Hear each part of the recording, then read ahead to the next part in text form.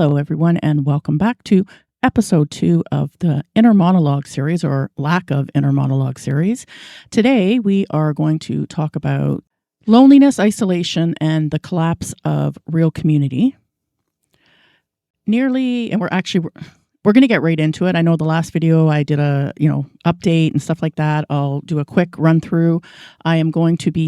This is a 4-part series. This is some short form content. I will be uploading more and more short form content, as well as doing live streams. I am also going to be doing live streams, subscriber only live streams once a week, where I can be a little bit more uncensored, even though Rumble is pretty uncensored. And we're going to try to work at doing nationalism full time, because I really feel like if you can't put in, and just the way society is right now, like you can't really put in all the time into it and still maintain a normal job. So we're going to try, we'll see how it goes. So that is the short version of the little speech I gave in the first episode, but we're on to number 2. And like I said, this one is loneliness, isolation, and the collapse of real communities. There's a statistic that says nearly 90% of Gen Z or Gen Z feels lonely. Half have never actually even known real romantic partnership. And these numbers are not just sad, they are a national emergency for any person or any people who wish to survive as a distinct nation. And this is something that nationalists are pushing all the time. And I do understand that it is a lot harder than it looks. Like for someone, that is maybe in middle age, or, boomers especially, just assume that this should happen as naturally as it did for us. And it's not that case. So I guess we have to have a little bit of empathy for our Gen Z guys out there and girls, because it really is a struggle out there. We live in the most technologically connected era, yet our young people have never felt more isolated from their own kin and culture. And of course, COVID did a huge number on everybody in regards to this, especially the kids. They, had no choice but to do everything online. I mean, before that, they were still doing a lot online, but it became to the point where they weren't even going to school in person anymore. Everything was online. So it definitely removes you from those relationships, the IRL, interactions and stuff like that with your own kin, and it removes you from your culture. Plurality of Canadians report few or no close friends, and I can probably even include myself in that, again, due to COVID. Holidays feel empty. Apartments are solitary cells. Robert Putnam, I don't know if you know, wrote the book, but the trends he talked about, it was called Bowling Alone. So the trends Robert Putnam warned about have been turbocharged by screens in an age of open borders and cultural dilution. Why? We've offshored real life to platforms that reward atomization over organic community. 8 to 9 hours daily of recreational screens before school or work. Social media exploits status seeking, and this is especially prevalent among young women, or women in general. Well, real third places where our peoples once met, they courted, they built families, they have all kind of withered away. Church, community clubs, all these kinds of things, even going to, the bar, like that has probably reduced greatly definitely since the COVID scam. Now add rapid demographic transformation through the mass immigration that we've been experiencing, and the shared trust and common culture needed for deep bonds, it evaporates totally. And we're going to watch a video from this YouTuber. Well, it's actually an interview. It's Andre White, but it's an interview with Simon Sinek. It's called Inside Quest, and it's very short, but it talks about the addiction to technology and how it's ruining lives across here. So we're going to pop that in, and then we'll get back to it. We know that engagement with social media and our cell phones releases a chemical called dopamine. That's why when you get a text, it feels good. Right? So, we've all had it where you're feeling a little bit down or feeling a bit lonely. And so you send out 10 texts to 10 friends, hi, hi, hi, hi, hi. Because it feels good when you get a response, right? Right? It's why we count the likes. It's why we go back 10 times to see if it's going, if my Instagram is growing slower, did I do something wrong? Do they not like me anymore, right? The trauma for young kids to be unfriended, right? Because we know when you get a hit of dopamine, which feels good. It's why we like it, it's why we keep going back to it. Dopamine is the exact same chemical that makes us feel good when we smoke, when we drink, and when we gamble. In other words, it's highly, highly addictive, right? We have age restrictions on smoking, gambling, and alcohol, and we have no age restrictions on social media and cell phones, which is the equivalent of opening up the liquor cabinet and saying to our teenagers, hey, by the way, this adolescence thing, if it gets you down.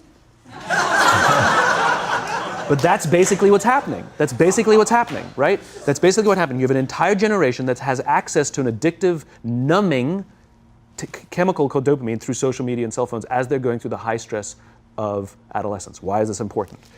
Almost every alcoholic discovered alcohol when they were teenagers. When we're very, very young, the only approval we need is the approval of our parents. And as we go through adolescence, we make this transition where we now need the approval of our peers. Very frustrating for our parents, very important for us. It allows us to acculturate outside of our immediate families into the broader tribe, right? It's a highly, highly stressful and anxious period of our lives, and we're supposed to learn to rely on our friends. Some people, quite by accident, discover alcohol and numbing effects of dopamine to help them cope with the stresses and anxieties of adolescence. Unfortunately, that becomes hardwired in their brains, and for the rest of their lives, when they suffer significant stress, they will not turn to a person, they will turn to the bottle. Social stress, financial stress, career stress, that's pretty much the primary reasons why an alcoholic drinks, right? What's happening is because we're allowing unfettered access to these dopamine-producing devices and media, basically it's becoming hardwired, and what we're seeing is as they grow older, too many kids don't know how to form deep, meaningful relationships. Their words, not mine. They will admit that many of their friendships are superficial. They will admit that their friends, that they don't count on their friends, they don't rely on their friends, they have fun with their friends, but they also know that their friends will cancel on them if something better comes along. Deep, meaningful relationships are not there because they never practice the skill set, and worse, they don't have the coping mechanisms to deal with stress. So when significant stress starts to show up in their lives, they're not turning to a person, they're turning to a device, they're turning to social media, they're turning to these things which offer temporary relief. We know, the science is clear, we know that people who spend more time on Facebook suffer higher rates of depression than people who spend less time on Facebook, right?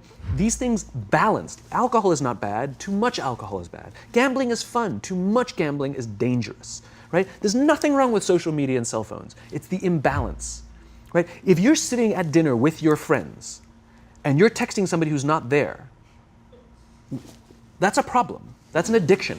If you're sitting in a meeting with people you're supposed to be listening to and speaking, and you put your phone on the table, face up or face down, I don't care, that sends a subconscious message to the room that you're just not that important to me right now, right? That's what happens. And the fact that you cannot put it away is because you are addicted, right? If you wake up and you check your phone before you say good morning to your girlfriend, boyfriend, or spouse, you have an addiction. And like all addiction, in time, it'll destroy relationships, it'll cost time, and it'll cost money, and it'll make your life worse. The human cost is staggering. Doubled suicide and depression rates among teenage girls post-smartphones. 1 in 3 with major depressive episodes, skyrocketing virginity rates. Again, as far as the moods go and the mental illness goes and depression and that, I also think a lot of the medication probably doesn't help with that, especially birth control. However, the society's different now, right? This has been going on for probably 40, 50 years. Young women chase careers and then yearn for families in a fractured society. And we see this a lot too. This is when the woman has a come to Jesus moment in their 30s or late 30s, early 40s, and they realize that it might be too late for them to have children, and they feel like they've basically thrown their entire, reproductive years away on chasing some kind of corporate, status or something that really, at the end of the day, doesn't do anything for your people, your folk, and it doesn't make you a better person or feel any better about it. Young men are disconnected from meaningful roles, serving their nation and people, and they withdraw entirely. They feel like they have no purpose. This directly fuels declining native fertility, which is the ultimate threat to our sovereignty and our identity. In Canada and the broader West, we traded thick ancestral communities for thin, rootless globalism. And what has been the result of that? A people less willing to defend their homeland, build for posterity, or resist the replacement that we're experiencing. Strong nations arise from connected, high-trust peoples who invest locally because they see their future in their children and their neighbors. And at this point, we're going to watch another video on social media addiction. This is actually the story and the solutions, but I think we all kind of know the solutions.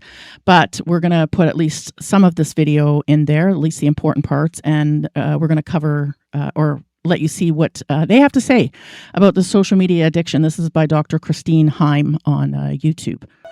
In 2007, Apple released the iPhone.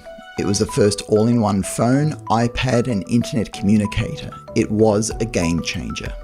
By 2011, 35% of adults owned a smartphone. By 2021, it was 85%. Now, 35% of users check it more than 50 times a day. 98% of Gen Z own one, and it's $1 billion market winner. Fine, look, don't get me wrong, it's a wonderful device, I have one, but I keep it off because it has deadly side effects. That's why Silicon Valley CEOs banned their own children from using it. It's addictive. In my office, I see amazing young minds addicted to smartphones, to social media, likes, notifications, the pleasure. They get hungrier and hungrier. Like they're never satisfied, eating eye candy, getting so interested in trivia, trying to get their self-esteem cups filled, trying to get acceptance, but feeling empty inside. That's addiction. And dopamine overdose.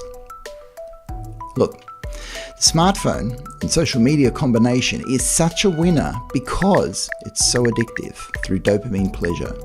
Images, catchy sounds, a ding to say that somebody wants my attention, somebody likes me. Images that are mind-blowing. They're really fantastic, but it's just too much, way too much of a good thing.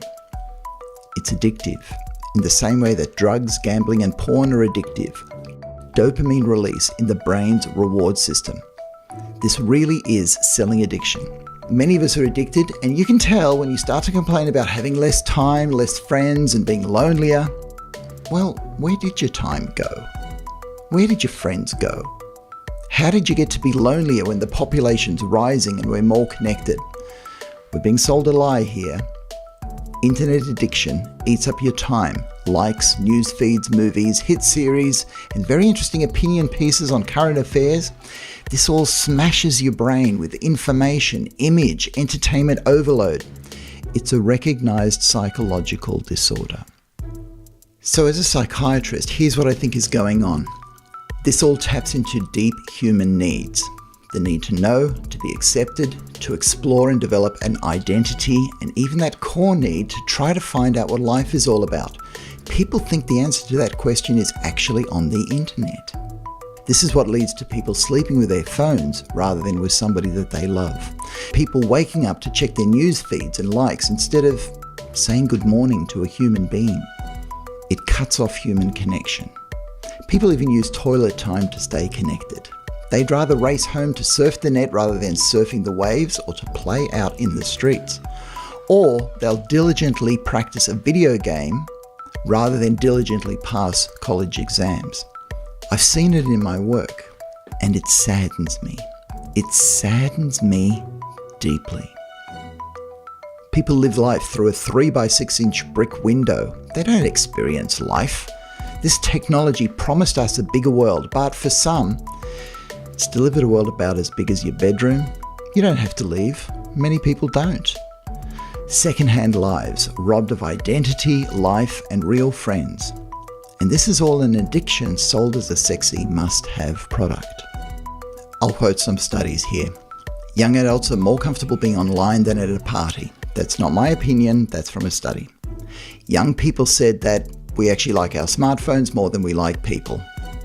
Thanks to smartphones and dopamine, more young adults see less people, go out less, talk less, party less, and have less sex. Yeah, even a core drive like sex is being squashed. Studies show that people have less sex because they're watching screens more. Is that the sort of life we want? For ourselves? For future generations? I don't think so. Okay, let's take a look inside the brain. Never before in the history of humankind have we been so absorbed by a tool with such a narrow focus. Our eyes, our ears, they're concentrated on a screen just a few inches away. So our brains adapt. We lose peripheral vision, peripheral hearing. The brain's thalamus shuts out the rest of the world so you don't notice other people even if they call you for dinner. You're not engaged with the real world. Many people share more intimacy with a smartphone than with another human being. Sorry, that's just not right. That's just not how we evolved. Thinking becomes convergent and concrete rather than divergent and creative. We lose imagination. And our brains adapt to predictable screen algorithms rather than spontaneous real people. But it gets worse. In very heavy users, hey, I'm talking addiction language now, heavy users, the equivalent of drug addicts, the brain's empathy area, the anterior cingulate gyrus, shrinks. Now just think about that. A part of your brain shrinks in response to screen addiction. A part of the brain that we have spent tens of thousands of years evolving to help us get along with each other. In a single generation, it's being pruned back because it's just not being used enough. That's devolution, right in front of our MRIs. Less empathy, less ability to engage with people. Screens change our brain chemistry, which changes our feelings. Oxytocin, serotonin, beta-endorphin levels fall because we're spending less time together. We feel bad. Social phobia, anxiety and depression, suicide, they rise because we're spending less time together. We feel bad. To get over this nihilism and loneliness, guess what? We turn to addictions for relief. So, because of dopamine, you feel good for a short time, then you go back to feeling bad. That's addiction. Filling a void where friendship should be. More social media, more screens, less empathy, less people interactions, less friends, more loneliness, more depression, more suicide. The biggest rise in suicide is in 10 to 14-year-old females, up 300% in 5 years. 300%. Why? Because impersonal screen interactions suit female aggression. Males give them face-to-face physical violence. Females give them social media, screen anonymity. This suits their relational violence. They single somebody out, exclude them, start rumours, destroy character, destroy reputation. There's a long list of young females who have killed themselves. It's a tragedy. We're making enemies out of people who could be our friends. That's bizarre. It's all part of the brain damage thanks to screen addiction. One study shows that just having a smartphone close by decreases your ability to think and to pay attention. Well, what do you call that? What do you call mental illness? It's all a form of mild, reversible brain damage. Okay, so this information references over 100 separate studies, all pointing in one direction. Smartphones, social media, they're addictive and they contribute to mental illness. There's not a single study showing that the more that you're on social media, the better your mental health. I went to a child and youth mental health conference. It showed a sharp rise in mental illness since 2007. Why? Sure, divorce rates haven't helped, our risk and tolerance society doesn't help, drugs and alcohol continue to be problems, but none of them became suddenly worse in 2007. There are other possibilities. Maybe somebody spilt an anti-brain chemical in the water system. Maybe there was an alien invasion we slept through. Or maybe it's a virus with gain of function being transmitted through screens. Come on, look at the science. Or is this just going to be another inconvenient truth for us to ignore? So where's the hope?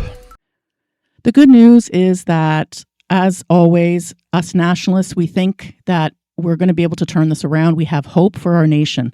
We can prioritize in-person gatherings of our own people. Now, of course, the problem with this is that we're constantly being shut down by the left anytime we want to gather. So this is definitely a struggle for nationalists, but it's something that, we can strive to do more of.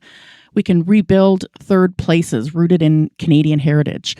Bring back the red ensign. Share more of our history, and go back to traditional family values. Encourage real-world skills, encourage courtship and dating, and encourage community service. A nationalist renewal means rejecting isolation and recommitting to the bonds that sustain a people across generations, and our survival depends on it. Thanks for watching this one, guys. I will see you on the next one, where we're going to do a breakdown of how the screens are destroying our ability to become fully human.